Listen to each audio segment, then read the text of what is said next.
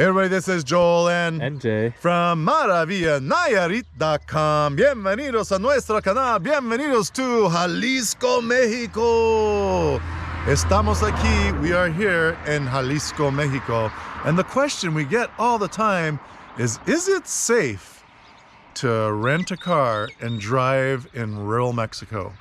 And we just have one answer for you, and that answer is absolutely it is. Where are we today, Mexico? Where are we today, NJ? We're just outside of Mascota. Just outside of Mascota in Jalisco, Mexico. And we've been doing a great trip. We're gonna finish the video just kind of driving, and we've done a few different days. We visited, well, obviously Mascota, because that's where we're staying. Staying in this beautiful, old, renovated hacienda Airbnb. We're here on a bike tour, so I've been getting to ride my bike and explore some great towns. One town I've been to before, Talpa de Allende, and you can't really get there. I guess you could walk there from Puerto Vallarta, but you'd be better to jump in a car, rent a car, and drive out there. Great place to visit. Hey, NJ? It's beautiful. Like, it's definitely got to be on your list. And then for the first time, I've gone up to a place called Navidad. We were there yesterday, and it's known as the Swiss Alps of Mexico, and really, we came across a couple locations there where we had to just stop and marvel at the beauty of the mountains and the valley around us, hey? And lots of farming. There was I saw avocado trees, lime trees. There was big fields of corn that were already not growing. But so I would just imagine to come here in the summer when all that corn's super green. I think it would just blow your mind, hey?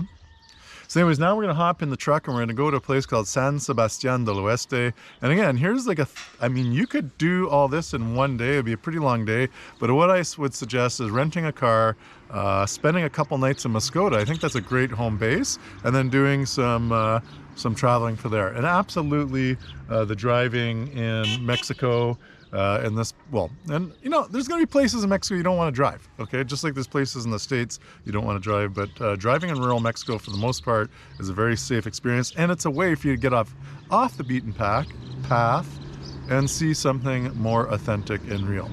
Well, I've talked a lot, so why don't we actually get in the truck and show people what it's like to drive here in Mexico. Sound good? Vámonos. So, pro driving tip number one when in Mexico is you have to beware of the Mexican passing game. I think I've talked about this in other videos, but the Mexican passing game is just something that happens here. People just have to pass.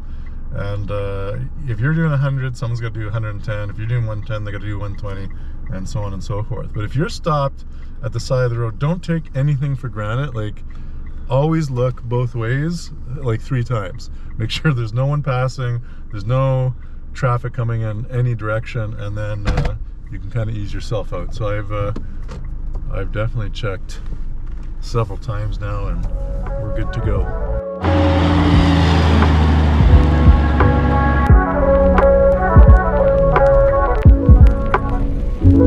When you're driving in Mexico, there's basically 2 main road systems. You have your Libre, which is the free highway, which we're on right now. So a lot of people who are going to Vallarta, who perhaps live in Guadalajara or some of the other towns to the east of us, they will use this road system to avoid paying the tolls. And I think all the way from Guadalajara, I think it's close to 1,000 plus pesos. So call that 55, 60 bucks. To take the toll road, and that is a toll road, it's the quota. So if you're driving and you see 2 signs, use these 2 signs, one says quota and one says libre. So if it's a Guadalajara quota or Guadalajara libre, you can then decide which one you want to take.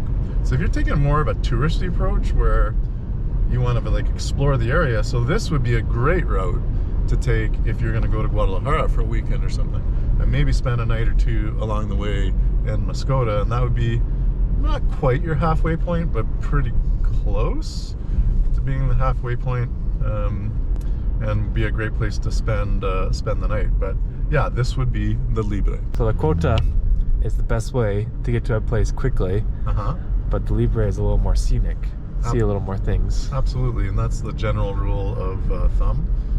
If we were just going to go to Guadalajara for the weekend, and that's what we're going to do, we'd take the quota, because it would it would be faster, and really, if you're, it's generally safer, right? Because there's less, well, there's more traffic on it, but it's a designed road, right? Where some of the old Libre roads are not as well engineered or designed, and there's, you know, not sketchy traffic, but I think it's just like if you're looking at odds of something happening, you're gonna have less odds of an accident on a freeway, a toll road, as opposed to, you know, one of the country roads. But I do love riding on the Libres because you see a lot more.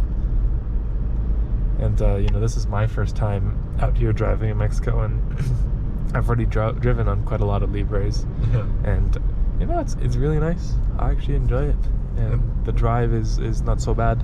Do our best to anticipate what everyone's needs are here.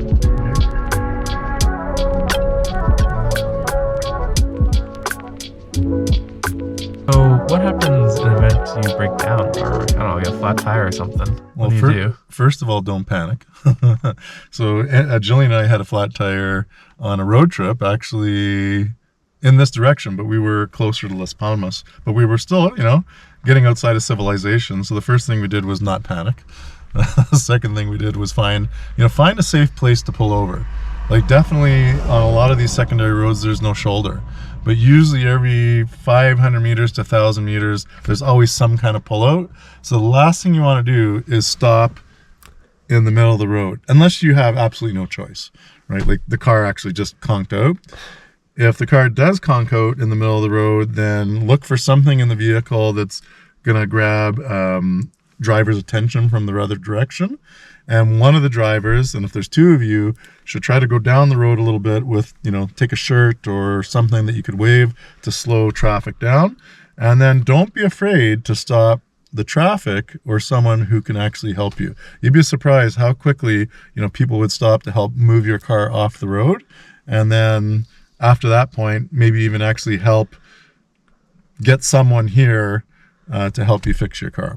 But if it's something simple like, you know, a flat tire, I mean, God, it was like 30 years or so before since I actually changed the tire. But that time, Julie and I had our flat tire, you know, the memory kind of, okay, well, where's that spare? Oh, there's the jack. How does this thing work? I couldn't remember anything, right?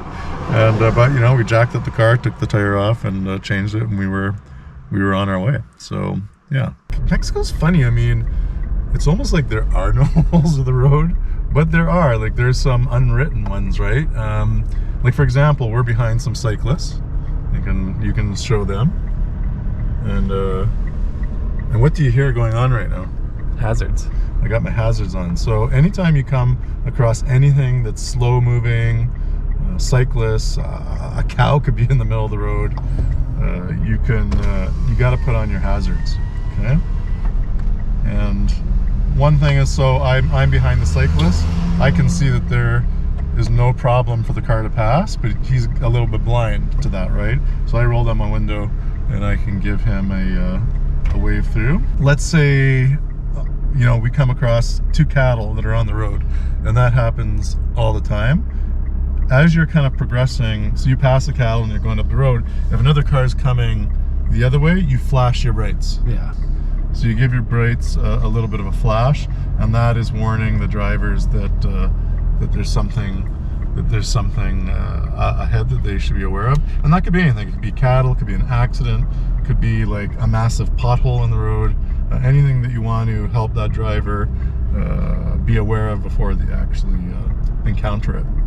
General rules of the road, like speed limits, doesn't seem to be followed. Stop signs don't seem to be followed. But if you're not from Mexico, you see people go through a stop sign or they're really speeding, don't do that, because you're going to be a target to be pulled over and get an immediate ticket with a little mordida maybe.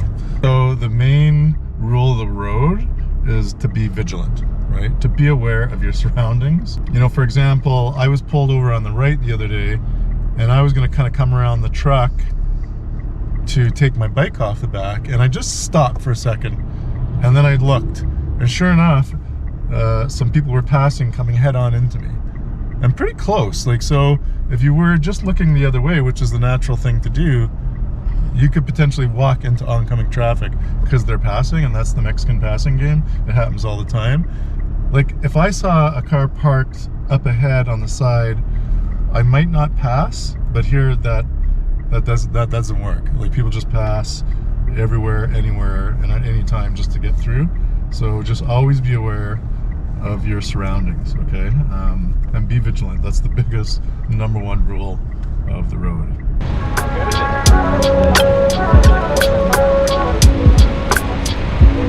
All right.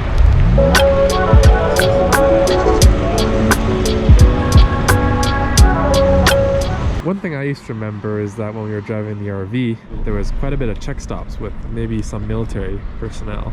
Yeah, that's pretty common in Mexico, especially in the well-traveled roads. I haven't really seen so many like on this road, although I have seen a few over the course of the years.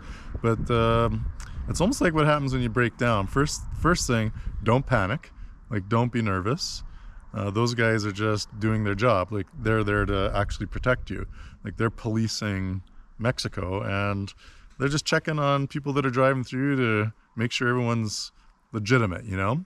So the first thing you do is you just stop, you roll down your window like you always would, and reach out and shake the guy's hand and introduce yourself. Like, hola, ¿cómo estás?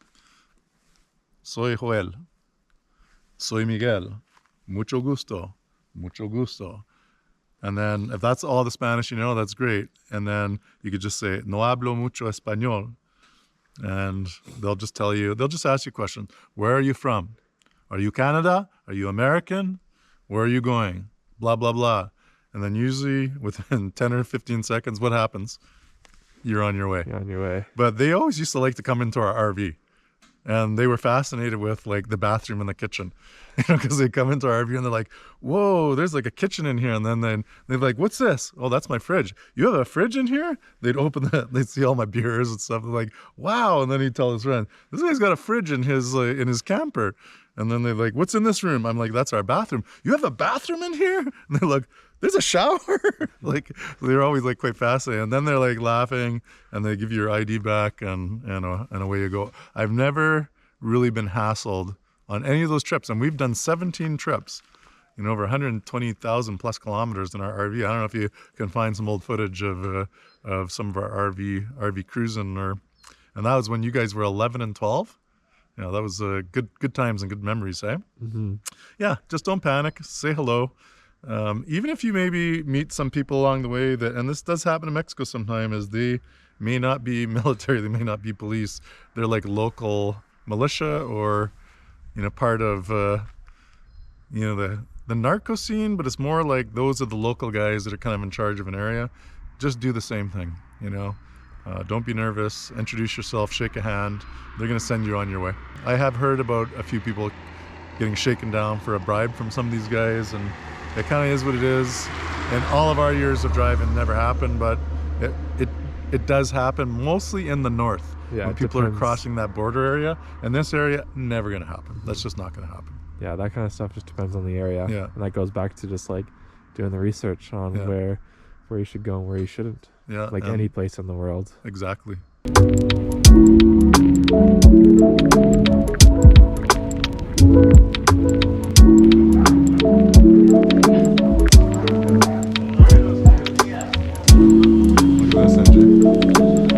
Well, you know, one of the things that we really love about road trips, and one thing you should not be scared to do of doing a road trip in Mexico, is stop for what?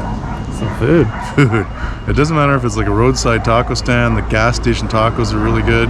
But here it used to be the secret bakery, Carmen's Panaderia. And Panaderia means literally bakery. And Carmen is one of the owners. Her and her husband run this bakery up here in the mountains at the Puente El Progreso. And this bridge is pretty cool too, because you can see a marvelous view of this huge ravine. And if you ever come up here, and of course you have to do it, just go take a gander at that and remember the days when there was never a bridge and they had to actually go all the way down and then come all the way up to make their way to San Sebastian, which would be crazy, eh? Can you imagine doing that descent and climb? But anyways, I'm actually getting pretty hungry. Our clients are inside, so let's see what Carmen's has to offer. Ready to go?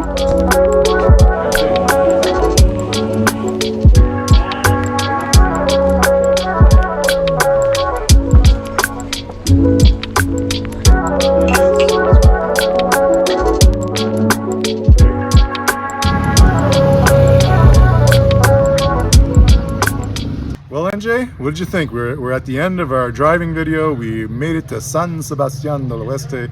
We had some amazing stops along the way, and we've done a little tour throughout the town, saw the church, walked around the plaza, and we just kind of scratched the surface. So I think we actually got to come back and do a specific video on San Sebastián del Oeste. And maybe I'll go back and move into Mexi.co archives, and I'll publish a few videos, because Paul and I were out here and have done some videos. So I think I'll put them up just to get people thinking about it. But you and I got to actually come back and do our own video. What do you think about that? For sure, yeah. What was your favorite part about the drive? Which stop? You know, probably the bakery. The bakery. It was my first proper time there, so that was really nice. Yeah, and I mean, the family is so nice, and I mean, it's nice that they're nice, but their food is so damn good. Yeah. Like, I just love going there, and I'm never sick of going there. And it's probably one of the most Instagrammable bakeries that I've ever seen in the entire world. Like, it's like an Instagrammer's dream. So if you're an Instagrammer, comment below. You've got to go to this bakery and check it out. I mean, it's a dream. Like, you could create so much content that you could just keep spinning off for a lifetime. The whole drive was great. I was saying to NJ is, a lot of times when I'm on these tours, I see what's going on around me. I see the beauty, but I don't really sometimes appreciate it. But on this trip, and specifically this drive, I really stopped to take a look at what I was actually seeing. And you know what? I'm blown away. Mexico just does not disappoint. I've been living here now 10 years, and I'm just excited to see more and more. Well, Chantel, who's not really been on the video, she was on the video with her cat, Tato, the other day. But maybe you and her are going to go to the bakery and be guest bakers one day. I think that would make a great video. Comment below if you guys would like to see that. On that note, if you like what we're doing, please smash that like button, 2 thumbs up, subscribe to the channel, and drop us a comment below. Let us know what kind of videos you would love to see. Nos vemos, hasta luego, and adiós desde San Sebastián del Oeste.